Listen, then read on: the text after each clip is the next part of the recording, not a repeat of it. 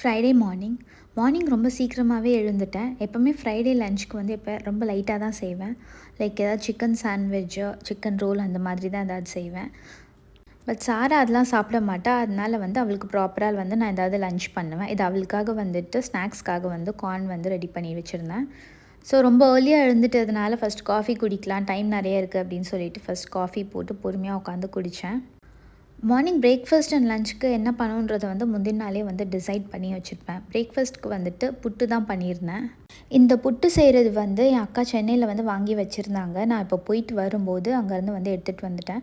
இது ரொம்ப வந்து ஈஸியாக இருக்குது இதில் பண்ணுறதுக்கு. ரொம்ப அழகாகவும் வந்துடுச்சு. கடையில் எப்படி இருக்குமோ அதே மாதிரி வந்துருந்துச்சு. லஞ்சுக்கு வந்து எக் ரோல் தான் பண்ணியிருந்தேன். வெஜிடபிள்ஸு, சீஸு, எக்கெல்லாம் வச்சு ரோல் பண்ணிவிட்டு ஏர் ஃப்ரையரில் வந்து வச்சுட்டு அதை எடுத்து அதை கட் பண்ணிவிட்டு லஞ்ச் பாக்ஸில் போட்டு வச்சுட்டேன். இதே தான் வந்து நானும் என் ஹஸ்பண்ட் 2 பேருமே வந்து இதுதான் லஞ்சுக்கு எடுத்துக்கிட்டோம்.